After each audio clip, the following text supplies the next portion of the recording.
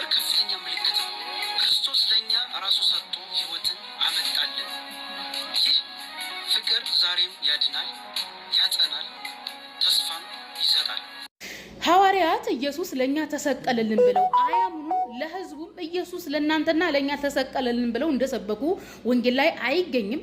ሰላም እንዴት ናችሁ? እግዚአብሔር ይመስገን። ሮሜ 5:8 ነገር ግን ገና ኃጢአተኞች ሳለን ክርስቶስ ስለኛ ሞቷልና። እግዚአብሔር ለኛ ያለውን የራሱን ፍቅር ያስረዳል። ክርስቶስ ስለኛ ሞቷልና።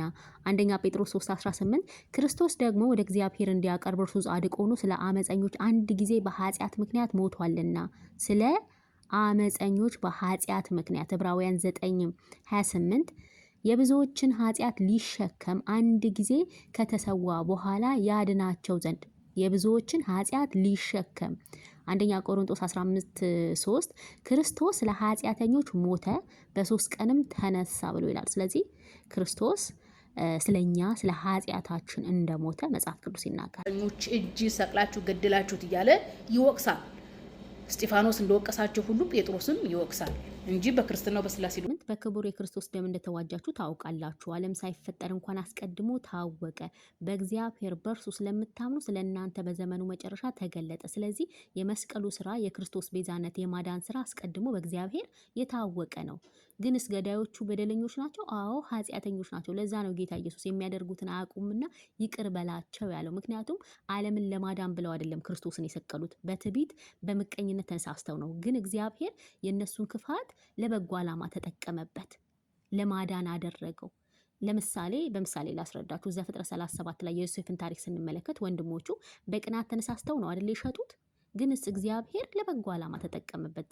ዘፍጥረት 50:20 ላይ እናንተ ክፉ ነገርን አስባችሁብኝ፣ እግዚአብሔር ግን ዛሬ እንደሆነው ብዙ ሕዝብ እንዲድን ለማዳን ለመልካም አሰበው። እነሱ ለክፋት አሰቡት፣ እግዚአብሔር ግን ፍቅሩን ገለጠበት። ምክንያቱም የክርስቶስ ሞት የፍቅር መግለጫ ነው። ዮሐንስ ወንጌል 15:13 ነፍሱ ስለ ወዳጆቹ ከመስጠት ይልቅ ከዚህ የሚበልጥ ፍቅር ለማንም የለም ይላል። ስለዚህ እነሱ ክፋትን አሰቡ፣ እግዚአብሔር ደግሞ ለድህነት ፍቅሩን ገለጠ። ሰማዕቱ እስጢፋኖስ ኢየሱስን ጻድቁ ሰው አለ እንጂ ፈጣሪ ለኔ ሞተልኝ።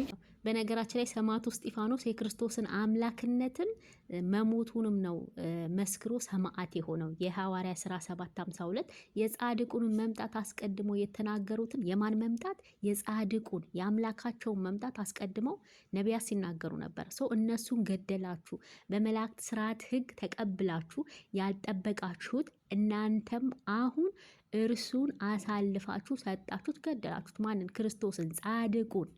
ስለዚህ ሰማዕቱ እስጢፋኖስ ምን አለ? ክርስቶስን ጻድቅ አለው። ለገዳዮቹ ይቅርታን ለመነ።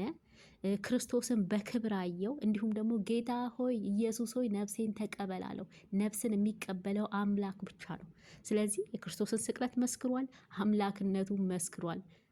ጌታ ኢየሱስ ሆይ ነፍሴን ተቀበል ብሎ ማለት ነው። ሐዋርያት ኢየሱስ እንዲሰቀል አይፈልጉም። የማቴዎስ ወንጌል ምዕራፍ 16 ከአንቀጽ 20 ጀምራችሁ ብታነቡት ጴጥሮስ ምን አለ? ጌታ ሆይ አይድረስብህ እያለ ነበር። የማቴዎስ ወንጌል 16:21 ከዚህ ቀን ጀምሮ ኢየሱስ ወደ ኢየሩሳሌም ይሄድ ዘንድ ከሽማግሌዎችና ከካህናት አለቆች ከጻፎችም ብዙ መከራ ይቀበልና ይገደል ዘንድ በ3 ቀን የሚነሳ ዘንድ እንዲገባቸው ለደቀ መዛሙርቱ ይገልጥላቸው ጀመር።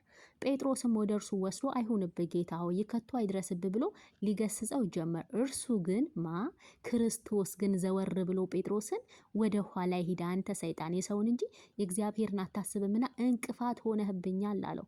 ስለዚህ ሰይጣን የክርስቶስን ስቅለት አይፈልግም፣ ምክንያቱም የሰው ልጅ መዳኛ መንገድ ስለሆነ። ስለዚህ ጌታ ኢየሱስ ጴጥሮስ ምን አለው? የሰውን እንጂ የእግዚአብሔርን አታስብም በማለት ገሰጸው። ምክንያቱም ከእግዚአብሔር ፍቃድ ጋር የሚጻረን ስለሆነ ማለት። የክርስቶስን ስቅለት የሚቃወም የማሐሳብ ነው፣ የሰይጣን ሐሳብ ነው። ሱረቱ ኒሳ 157 ላይ አልሰቀሉትም አልገደሉትም ይላል። ስለዚህ የሰው ልጅ እንዲድኑ ስለማይፈልግ መሐመድና አላህ አልሰቀሉትም አልገደሉትም ብሎ ልክ እንደ ሰይጣን ይቃወማል። ምክንያቱም የሰው ልጅ እንዲድን ስለማይፈልጉ ማለት ነው። ስለዚህ የክርስቶስ ስቅለትን መቃወም የማን ሐሳብ ነው እያለን ነው ጌታ ኢየሱስ? የሰይጣን ሐሳብ ነው። ምክንያቱም ጌታ ኢየሱስ እንደሚሞትና በ3ኛው ቀን እንደሚነሳ ሲነግራቸው ነው ጴጥሮስ የፍቅሩን አይሁንብህ ያለው። ግንስ ይሄ ከእግዚአብሔር ሐሳብ ጋር ስለሚጻረር ምን አለው ጌታ ኢየሱስ? ምን ብሎ ገሰጸው?